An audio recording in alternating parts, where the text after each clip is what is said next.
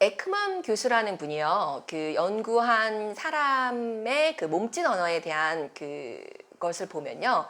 그 보편적으로 사람은 7가지 감정 표현에 대해서 누구나 동물적 감각으로 알 수 있다라고 해요.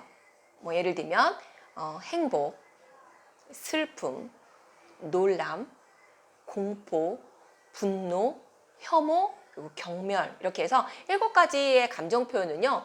뭐 어떤 누구에게나 그 사진을 가져다 줬을 때 다 안다라는 거죠.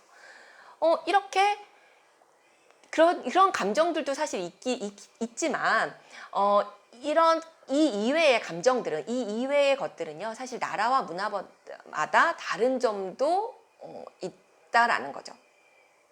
그래서 진정한 소통을 하기 위해서는요. 사실 표정을 읽는 기술을 익혀서 사람의 마음을 읽는 게 어려운 것도 아는데 그러나 상대의 감정에 사실 공감하고요. 그 감정을 고려해서 상황을 이끌어가는 그 노력이요.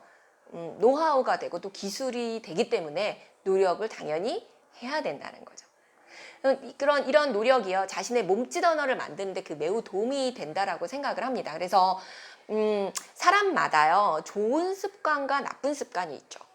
그래서 뭐 예를 들면 자신감과 신뢰감 그리고 호의적 감정을 주는 몸짓 언어를요. 내가 습관으로 만든다면 어때요? 정말 매력적인 사람이 되겠죠. 그러고 싶어요. 그래서 저희 지난번 강의와 이번 강의를 통해서 사실 제가 이 강의를 할 수 있게 제가 스스로 되게 열심히 읽고 도움을 받은 책이 있어요. 아주 사소한 몸짓의 힘이라는 책이거든요. 근데 이 책에 의하면요. 사실 자신감을 가지라고 얘기해요. 이렇게 하려면. 그래서 자신감 넘치는 몸짓을요. 자기화한 사람 있잖아요. 그런 사람은 성공적 삶을 바라는 마음에서 이렇게 시작되고 그 마음은 자신감에서 시작된다라고 얘기를 하고 있어요. 그러니까 그건 뭐예요? 자신감 가지라는 말이죠. 그래서 그러려면 어떻게 해야 되냐? 롤모델 만들어라. 그리고 롤모델 만들어서 그 롤모델대로 반복적으로 따라하고 연습해라 라는 방법을 제시를 합니다. 우리는 이제 어린애가요. 말 배울 때나 아니면 이제 걸음마 할 때나 뭔가를 이제 할 때 부모가 어떻게 해요? 계속 무한 반복해 주잖아요. 그리고 몸으로 보여주는 것처럼 그거를 그리고 그 아이가 따라하는 것처럼 이런 몸짓 언어도 롤모델 만들고 따라하면서 배우면 자신을 좀 더 매력적으로 만드는 참고서로 이용할 수 있다. 그래서 그렇게 해라 라고 얘기를 하고 있는 거죠. 또 그러면서 뭐라고 얘기를 하냐면 나만의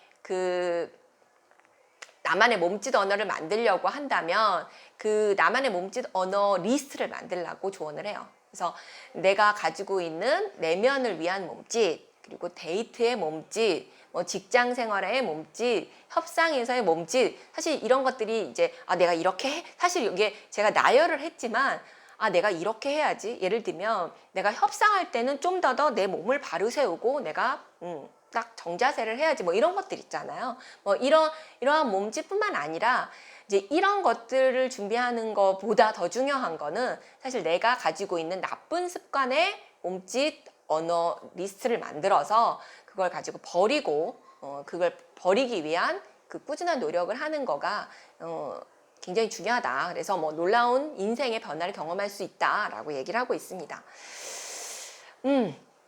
여러분 어땠나요? 나의 외적 커뮤니케이션 방법에 대한 걸 좀 알 수 있었나요?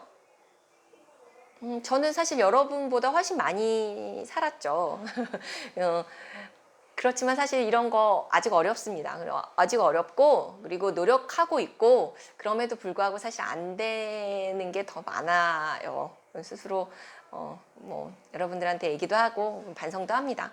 근데 아직 저도 살아야 될 날들이 아직도 남아있고 그리고 하루를 살더라도 저는 사실 매력적으로 살고 싶어요. 이게 성적 매력이 아니라요. 내가 다른 사람에게 굉장히 좋은 인상을 주는 매력적으로 상호 관계를 통해서 잘 살고 싶은 사실 그런 본능 있잖아요. 그래서 그렇기 때문에 저는 또 배우고 또 노력을 합니다. 수업은 여기까지 하도록 할게요. 다음 강의 때 좀 더 자신 있는 모습으로 외적 커뮤니케이션에 대한 방법을 몸에 익혀서 다음에 또 보도록 할게요. 수업은 여기까지 할게요. 다음에 봐요.